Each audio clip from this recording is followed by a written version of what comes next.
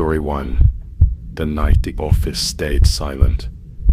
Emily had always loved her job at Halston & Co. It was just an ordinary finance firm, but she enjoyed the quiet hum of computers, the shuffle of papers, and the occasional office gossip that made the day feel alive. That Friday night, though, everything felt wrong. She stayed late to finish a report, the office long since empty. Usually the quiet of the building was peaceful, but tonight it felt heavy, almost oppressive. Her fingers hovered over the keyboard as a soft click echoed from the stairwell. Probably someone left something upstairs, she muttered, though her gut twisted nervously. Another click, heavier this time, slow and deliberate. Her heart skipped. Emily was alone on the second floor. No one should be here. Then she heard it. A whisper, soft but clear. "Emily." Her head snapped toward the sound. The hallway stretched out before her, dimly lit by flickering fluorescent lights. Shadows danced across the walls. Her phone's flashlight trembled in her hand as she shined it toward the source. Nothing but empty cubicles. A shiver ran down her spine.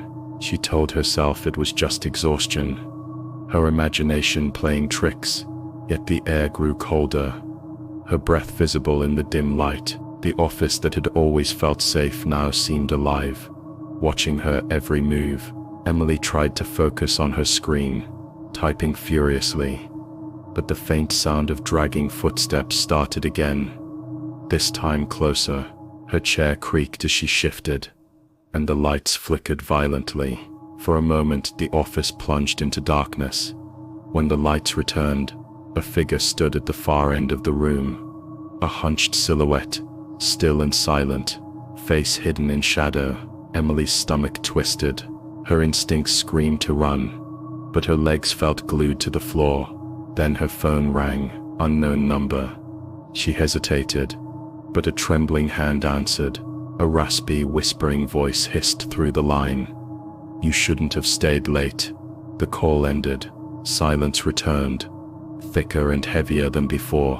Emily grabbed her bag, heading toward the elevator. The buttons blinked normally. The hallways looked empty, but the sense of being watched was overwhelming. As the elevator doors slid closed, she caught movement in the reflection of the lobby glass. The figure, same hunched shadow, stood just behind her. Emily spun around. Empty, just the office. Her panic surged. She tried the stairwell, the doors leading outside.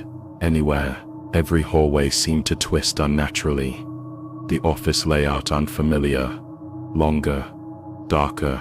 The shadows moved differently now, creeping along walls, stretching across cubicles. Suddenly, she saw her co-workers, or at least what looked like them. They were standing motionless, eyes blank, expressions frozen, not alive, not human. Her chest tightened.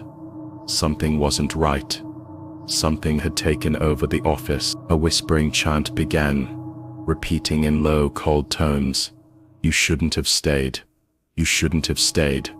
Emily's fight-or-flight instinct kicked in. She ran toward what she hoped was an exit. Doors that should have led outside now looped back into the office, twisting the hallways into a maze. Each step was met with more whispers, more shadowed movements, more eerie stillness that made her skin crawl. Finally she spotted the main exit. Throwing herself forward, she opened the door and froze. The city outside looked normal, alive, bustling with people, yet their eyes were empty, pale, soulless. Emily stumbled backward, realizing the horror wasn't limited to the off. Something had followed her, lingered, extended beyond the building. Tears pricked her eyes as she turned back. The office building loomed silently, ordinary from the outside, but she could hear her name whispered faintly through the walls. Emily. She ran, never stopping, never looking back. Days later, when she tried to return to work, the office looked normal. Her colleagues were alive, chatting, typing, laughing as if nothing had happened. But Emily knew the truth. Something had claimed that office, and she feared deep down that if she ever returned, The whispers would call her back into the night that had never truly ended.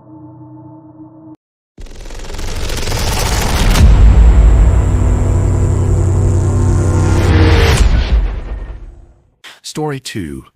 The Files That Shouldn't Exist. SOS had always considered himself a careful worker. He liked things organized, predictable, and quiet. Tonight he was the last one in the office at Langford Consulting, sorting through old client files in the storage room. The fluorescent lights flickered above, casting uneven shadows across the stacks of paper. He picked up a dusty folder labeled 2012, Confidential. Curious why it was still here.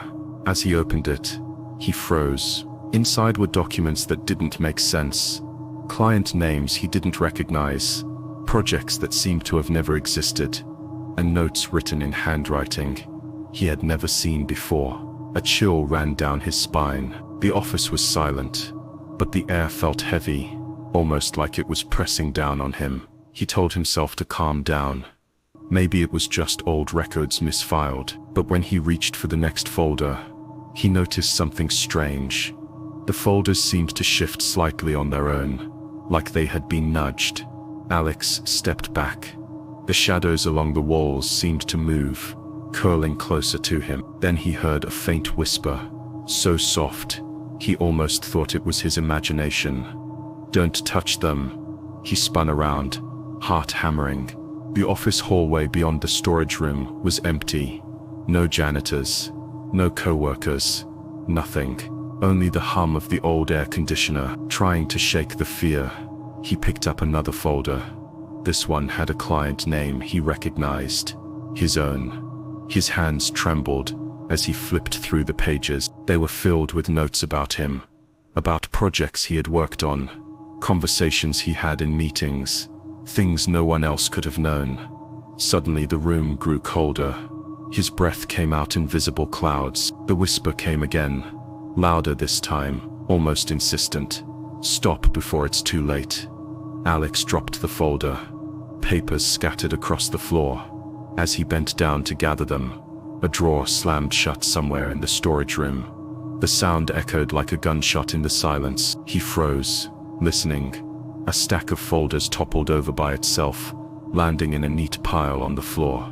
As if someone or something had arranged them deliberately. Panic surged through him. He wanted to leave, but when he turned toward the door, the hallway seemed to stretch farther than it should. His phone buzzed. Unknown number. On the screen was a message. "You shouldn't be here. Some files are meant to stay hidden." Alex swallowed hard. He backed away, heart racing, trying to convince himself it was a prank. But as he glanced at the folders on the floor, one folder slid forward on its own. The name on it made his blood run cold. Alex Turner, 20. The office, normally mundane and safe, felt alive, watching him, waiting for him to make a mistake. Alex's instincts screamed at him to run. He grabbed his jacket and bolted for the door. But the hallway seemed endless. The whispering continued, now overlapping voices, murmuring secrets he had never told anyone. Secrets written in folders that shouldn't exist. He finally reached the main lobby, gasping, heart pounding, only to see the front door locked. The building was supposed to be empty. He rattled the handle. Locked. From the corner of his eye, he saw the stack of files he had touched slowly slide across the floor, toward him, forming a small neat pile in the middle of the lobby. His name was written on the top folder. Alex froze. He didn't know how much longer he could hold himself together. Every instinct told him to leave. But the files, they seemed to know more about him than he did himself. And that's when he heard it again. The whisper that chilled him to the bone. "Some things are better left unsaid." Alex's heart pounded as he stared at the pile of folders in the middle of the lobby. Each folder seemed to pulse slightly, as if breathing. He forced himself to take a step back, but the folders slid forward again, moving as if they had a mind of their own. The whispering grew louder, overlapping into words he could almost understand. "Rad, find out. It's too late." Trembling, Alex picked up the folder with his name on it. Inside were pages detailing events from his day-to-day life meetings, Conversations, emails, things that no one else could possibly have documented. His hands shook so violently that he nearly dropped the papers. Suddenly the lights in the lobby flickered and went out completely. In the darkness, Alex could hear the faint shuffling of footsteps, not his own. Something moved closer. He fumbled for his phone, switching on the flashlight. The beam illuminated a figure emerging from the shadows, a tall, thin silhouette, face obscured. Behind it, hundreds of folders slowly floated in the air, forming a semicircle around him. Panic surged. He turned to the door, tried to run, but the exit doors would not budge. It was as if the building itself had changed, trapping him in. The whispering grew into a chorus. "You shouldn't be here. You shouldn't be here." Alex realized with horror that every file he had touched was now connected to him, each document a record of his life, his actions, his secret, and the building wasn't letting him leave, not until he acknowledged it. Desperate, he grabbed a folder and opened it again. A single phrase leapt out from the page.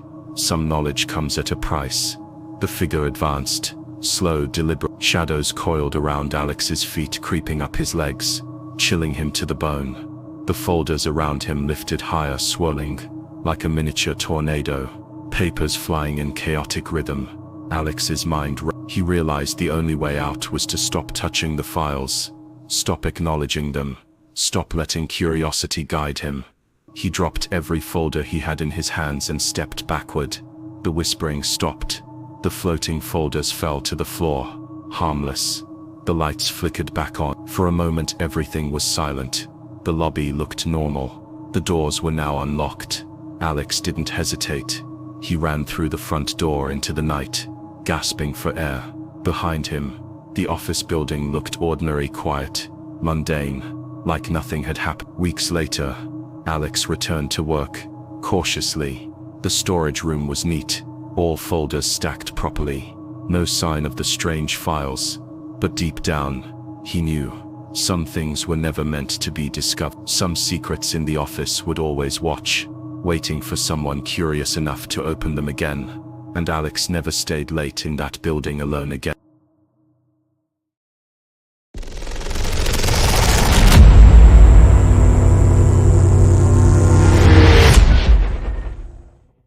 Story 3, Locked in After Hours. Mia had always been the kind of person who liked to finish her work early, but tonight was different.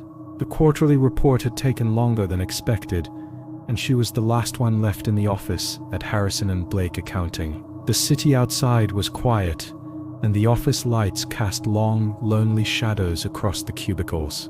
She gathered her papers, double-checked her emails, and walked toward the main exit. That's when she noticed something strange. The front door was locked. "Must be a mistake," she muttered, trying to pull it open. But the handle didn't budge. She rattled it again, louder this time. Still locked. A sudden unease settled over her. The security desk was empty, and the cameras in the lobby weren't flashing as usual. Her phone showed no signal. Mia's heart began to race. She had been in the office countless times, but she had never been locked in before. She checked the side doors, the stairwells, even the loading dock. Every exit was sealed. The building that normally felt safe and familiar now seemed alien. Its hallways longer, its corners darker. Shadows seemed to cling to the walls, stretching unnaturally. As she turned to head back to the elevators, a faint sound made her freeze. A low hum, almost like whispering, coming from the break room. Mia hesitated. Curiosity warred with fear, but she slowly approached. The hum grew louder, mingling with the creak of the old office floorboards. Her flashlight caught a figure, a janitor's cart moving on its own, sliding across the floor as if pushed by invisible hands. Her stomach churned. The office felt alive. Every cubicle, every stack of papers, every monitor seemed to watch her, waiting. Mia tried to stay calm, telling herself it was just exhaustion, but the hum turned into a whisper. "You shouldn't be here." Mia's pulse quickened. She turned to run, but the hallway behind her had changed. It stretched farther than it should have, the exit now out of reach. Every turn she took brought her back to the same lobby. Her flashlight flickered. In its dim beam she saw it. The elevator doors slowly opening on their own. Floor buttons lighting up randomly, but no one inside. Mia swallowed hard, her hands shaking. She knew one thing for certain. Tonight she wasn't alone, and the office that had always been a place of work had become a trap. Mia's heart raced as she backed away from the elevator. Its doors opened and closed on their own, revealing only darkness inside. Every hallway she tried seemed to twist unnaturally, looping her back to the same lobby. Panic surged through her. She was The whispering grew louder, overlapping into a chorus of voices. "You shouldn't be here. You shouldn't be here." She sprinted toward the stairwell, hoping for an emergency exit. The door was locked. She tried the fire escape locked. The city outside, normally visible through the lobby windows, now looked distant and dim, like a painting. Suddenly, the lights flickered and went out completely. Mia's flashlight barely pierced the darkness. That's when she saw movement, shadows slithering along the walls, twisting and stretching toward her. Every cubicle seemed to reach out, as if the office itself was alive, hungry for her fear. She stumbled into the break room. The janitor's cart she had seen earlier now floated mid-air, surrounded by scattered papers, swirling in a small whirlwind. The whispering voices coalesced into a single chilling message. "No one leaves after hours." Mia froze. Her phone had no signal. She pounded on the walls, screamed for help, but her voice was swallowed by the oppressive silence. Then in the corner of the room she saw figures, her co-workers, standing motionless, eyes blank, faces expressionless, but their mouths moved, whispering secrets about her, things she had never told anyone. The elevator doors creaked open again, and a shadowy figure stepped out. Its face was hidden, hunched, and its presence radiated cold. The office around her seemed to shift, cubicles bending, walls stretching, the lobby twisting like a maze. Mia's instinct screamed at her to run, but every direction led her back to the same spot. She realized the office wasn't just trapping her physically, it was feeding on her fear, making her relive every anxious thought she had ever had about being alone. After hours, in desperation she remembered the main lobby doors. She ran toward them, throwing her entire weight against the handles. They finally gave way, swinging open to the night outside. She stumbled into the empty street, gasping for air, heart pounding. Behind her the office looked ordinary again, quiet, mundane, unassuming. The lights were normal, doors unlocked, no sign of the shadows or whispering. But Mia knew the truth. Some offices aren't just buildings, they're traps that wait for the curious, the late, and the careless. She never stayed late again, not for work, not for anything. And every time she passed that building she felt it watching, silently, waiting for the next person to step inside after hours.